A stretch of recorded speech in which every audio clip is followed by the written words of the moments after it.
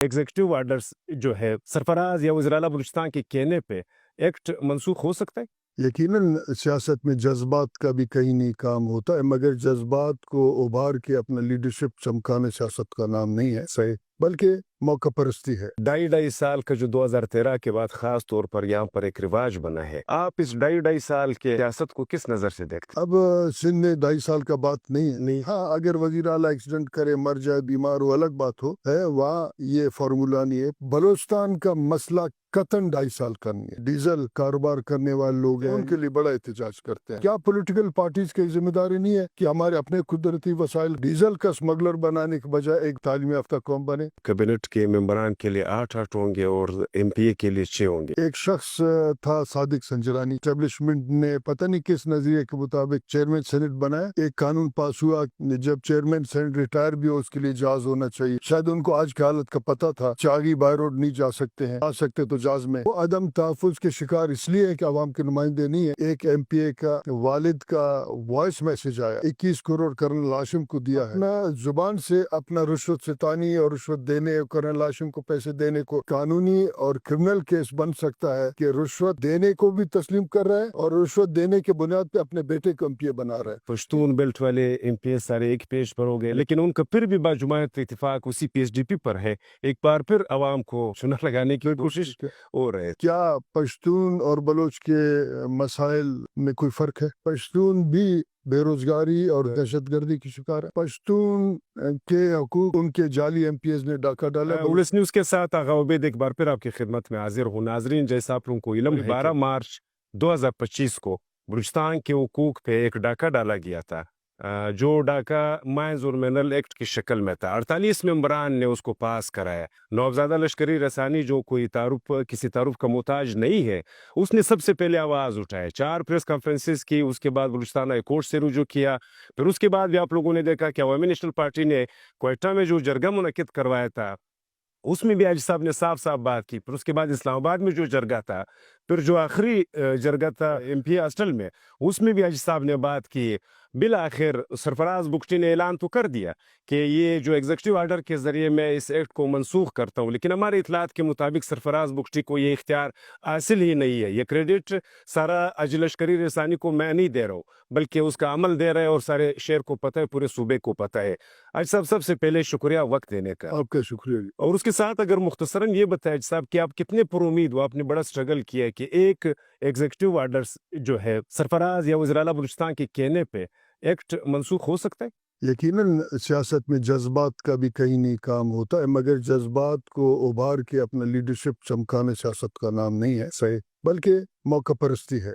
अब सियासत में आप कोशिश करते हैं कि आप रास्ते तलाश करें, आप मैक्सिमम फायदे से लोगों को, अपने वतन को, अपने कौम को पहुंचे। ये politics is science of possibilities. रोजाना यहाँ लाशें गिरती हैं और आज तक रियासत, रियासती इदारे या हुकूमत वक्त, दुनिया में तो सियासत ये होता है कि रियासत और उसके इदारे हुकूमत वक्त के ताबे होते हैं, वो पॉलिसी देता है। बिल्कुल पाकिस्तान में अमूमन और खुसूसन बलूचिस्तान में रियासती इदारे हुकूमत को पॉलिसी देते। सही, एक एक्ट 2013 में पास हुआ, डीएचए एक्ट कहा जाता, सही, और उसको मुकम्मल इख्तियार दिया गया, जहाँ जिसका ज़मीन, जिसका जायदाद मौका मिले वो उसका अलॉट कर सकते हैं। मैं और मेरे साथी हमने इसको चैलेंज किया। इस वक्त हमारा केस सुप्रीम कोर्ट में है, ठीक, और मैं खुद उस वक्त जो पहले दफ़ा पीडीएम का हुकूमत था, शहबाज शरीफ वज़ीर आज़म बना, तो मैं खुद जाके शहबाज शरीफ से मिला कि ये इस एक्ट के ज़रिए जिसको हमने चैलेंज किया और हाई कोर्ट ने उसे हमारे हक में फैसला दिया, फिर सूबाई असम्बली जाके चैलेंज कर रहा है, आपको कहीं अपना केस वापस ले, मगर ये रियासती पॉलिसी है, हुकूमत मजबूर है उसके सामने। इसी तरीके से 2025 को माइंस एंड मिनरल एक्ट पास हुआ, 12 मार्च को। 14 को जाफर मंदुखेल साहब ने इस पे फौरन दस्तखत किया। और अमूमन बाज़ों का टाइम लगता है, मगर मैं नाम इसीलिए लेना चाहता हूँ कि आने वाले दिनों में पता चले कि गवर्नर कौन था और किसको कितना जल्दी था कि इस एक्ट को पास करा के रियासती इदारों को खुशनुदी हासिल किया जाए और आइंदा आने वाले दिनों में शायद اپنے جو پولیٹیکل سیٹ ہے اس کو سیکیور کیا جائے. خالصتاً اسٹیبلشمنٹ کے کہنے پہ ہوا. اور پچھلے دنوں آپ نے دیکھا کہ پاکستان کا آرمی چیف فیلڈ مارشل کا بھی ٹائٹل دیا گیا جیسے ایوب خان کو دیا گیا. سب بعد میں وہ گھر میں ڈپریشن سے اس نے وقت گزارا. وہ جا کے ایک پروفیشنل مارکیٹنگ مینیجر کی طرح وہ اپنے ہمارے آپ کے ذخائر کے جو قیمتی جو منرلز ہیں ان کو دکھا رہے ہیں. آئندہ نسلیں اپنے آنکھوں کے سامنے صدیوں یا بیسیوں سال تک اپنے سرزمین کو لٹتے ہوئے دیکھیں گے. بین الاقوامی ادارے کے پاس شاید وہ نوکری تو کر سکتا ہے مگر سرزمین کا حق ملکیت سے وہ محروم ہو جائے گا. مہمان باہر سے آئے. مثلاً ہم نے پہلا بات یہ کیا کہ جب تحفظ آئین پاکستان کا وفد میرے پاس آیا تو ہم نے اپنے پریس کانفرنس میں بھی یہ کہا کہ یہ ہمیں قابل قبول نہیں. اس کے بعد خاقان عباسی صاحب آئے. ہم نے ان کے پریس کانفرنس میں بھی یہ آواز اٹھایا کہ بلوچستان کے لوگوں کا جو وسائل ہے آئندہ نسلوں کا بقا اور خوشحالی ہے اس کو ہم لٹنے نہیں دیں گے. یہ ہمارا آواز آگے کی. افراد صاحب خٹک صاحب یہاں آئے. بالکل. اس پریس کانفرنس میں بھی ہم نے یہ آواز اٹھایا. آپ کی آواز اٹھانے کے بعد جب ان پہ پریشر آیا تو پارٹیوں نے اراکین اسمبلی کو نوٹسز بھی جاری کیے لیکن بدقسمتی سے اس کا جواب کا ابھی تک انتظار ہے. وہ جواب آئے نہیں ہے. اس کے بعد سرفراز بخشی نے ایک بیان جاری کیا. اس نے کہا کہ یہ آرڈر جو ہے میں منسوخ کرتا ہوں لیکن میری اطلاعات کے مطابق آج تک اس کا ریٹرن میں کوئی چیز مائنز اینڈ منرل ڈپارٹمنٹ نہیں ہے. اب اس میں یہ ہے کہ میں دیکھ رہا ہوں پھر 4 اپریل ہوئے. چاروں میں ہمیں انوائٹ کیا گیا اور ہمیں اپنا موقف ہم نے پولیٹیکل پارٹیز بلوچستان کے لوگ اور بلوچستان سے باہر جو سیاسی اور سماجی لوگ ہیں ان تک ہم نے اپنا آواز پہنچایا. یہ آئندہ نسلوں کے زندگیوں پہ ان کی خوشحالی بہت بڑا ڈاکہ ہے. اچھا صاحب اگر یہ بتائے کہ حالیہ دنوں میں 2.5 سال کا جو 2013 کے بعد خاص طور پر یہاں پر ایک رواج بنا ہے. کل فوڈ منسٹر نور محمد دمڑ نے کہا کہ 2.5 سال پورے ہونے کے بعد جو اقتدار ہے وہ مسلم لیگ نون کے حوالے کی جائے گی.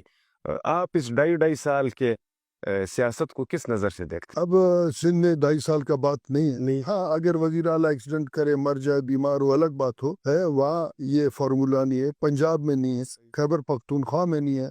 یہ کبھی مری میں معاہدہ ہوتا ہے بلوچستان کا, کبھی سرینا میں معاہدہ ہوتا ہے اور کبھی 2.5 سال کا فارمولا. بلوچستان کا مسئلہ قطعاً 2.5 سال کا نہیں ہے. اچھا جو لوگ یہ بات کرتے ہیں وہ بلوچستان کے لوگوں کے ساتھ مذاق کرتے ہیں اور ان کا توہین کرتے ہیں. جس اسمبلی میں نے مائنز اینڈ منرل ایکٹ پاس کیا ٹھیک ہے اس اسمبلی میں خاموشی رہی. ہمارا ٹیکنیکل جو ریبر کمیٹی ہے پروفیشنل, ہم نے پھر اس کو مسلسل دیکھنے کے بعد ہم نے پریس کانفرنس بھی کیا اور عدالت میں بھی ہم اس لیے گئے کہ ہمارے پاس تو اور کوئی راستہ نہیں ہے. صحیح. مگر آج بلوچستان کے سیاسی کارکنوں کو بات کر رہا ہوں. صحیح. میں کسی ایک مخصوص پارٹی کا نہیں کر رہا ہوں. انہوں نے اپنے پارٹی کے اندر اتنا بڑا جنگ لڑا کہ ان کے پارٹیاں بھی مجبور ہوئے کہ اس مائنز اینڈ منرل ایکٹ کو کہیں نہ کہیں ریوزٹ کیا جائے. ٹھیک ہے. اور ہمارے ساتھیوں نے اور سیاسی کارکنوں نے, ان کا میں مشکور ہوں, اپنے آئندہ نسلوں کا دفاع کرنے کے لیے جس اسمبلی سے یہ مائنز اینڈ منرل ایکٹ کو خاموشی سے پاس کیا گیا صحیح. اس کو عوامی پریشر کے ذریعے ہم واپس اسمبلی میں لائیں. جہاں تک میں نے دیکھا ہے کہ پی ایس ڈی پی کی نظر ہو گئی ساری نظریات, کیونکہ شخصیات کے اوپر انہوں نے اس کا تبادلہ کر دیا. نظریات کمپرومائز ہے. مجھے نہیں لگتا ہے کہ کس پولیٹیکل پارٹی کا کون سا عہدیدار اور ایم پی ٹھیکیدار ہے تو آپ کو خود اندازہ ہوگا کس کا بھائی ٹھیکیدار ہے, کس کا بھائی ٹھیکیدار ہے, کس کا کزن ٹھیکیدار ہے, کون ایکسین کا رشتہ دار ہے. پارلیمان کے اندر پارٹیاں ہیں وہاں پر تو اپوزیشن والا جو سوچ تھا وہ تو ختم ہو گیا. وہ تو سارے پی ایس ڈی پی کے اوپر ان کا باجماعت اتفاق ہے. لیکن جو باہر والی پارٹیاں ہیں میرے اطلاعات کے مطابق وہ بھی بینیفیشری ہے پی ایس ڈی پی کے, کوئی کس شکل میں کیونکہ آواز اٹھانے والے لوگ جو ہے وہ نہ ہونے کے برابر. جب ایک شخص کا, ایک ایم پی اے کا والد کا وائس میسج آیا اور وہ کہہ رہے کہ میں نے 21 کروڑ کرنل ہاشم کو دیا ہے, اور جو ادارہ جس کو ہم صوبائی اسمبلی کہتے ہیں, جو ہمارا قومی جرگہ ہے, جو ہمارے مستقبل وقار و عزت, ناموس, روزگار کا, عزت کا فیصلہ کرتا ہے, پوچھ لفظ سے اس ادارے کو یاد کرتا ہے. آپ نے بالکل سنا ہوگا وائس. تو اس کا مطلب یہ ہے کہ ہمارے اس ادارے کو اتنا تذلیل کیا گیا ہے کہ ادھر لوگ اس کو خرید کے پھر اس کے तजलील भी करते हैं। करते हैं। ठीक है, आज सियासी पार्टियों का ये जिम्मेदारी नहीं है कि इस पे सोच करें। जिस शख्स का ये आवाज़ है इसका फॉरेंसिक टेस्ट हो और वो अपना जुबान से अपना रुश्वत सितानी और रुश्वत देने और करन लाशम को पैसे देने को मान रहा है, तो इसका मतलब है कि एक ऐसे कानूनी और क्रिमिनल केस बन सकता है कि रुश्वत देने को भी तस्लीम कर रहा है और रुश्वत देने के बुनियाद पे अपने बेटे को एमपीए बना रहा है। कल असेंबली में आपने देखा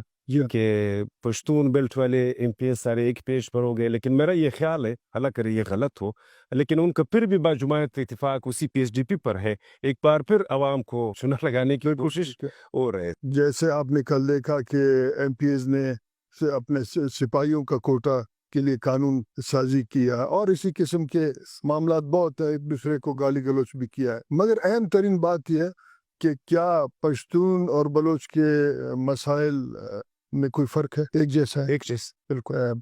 पश्तून भी बदतरीन बेरोजगारी और दहशतगर्दी की शिकार है। बिल्कुल है।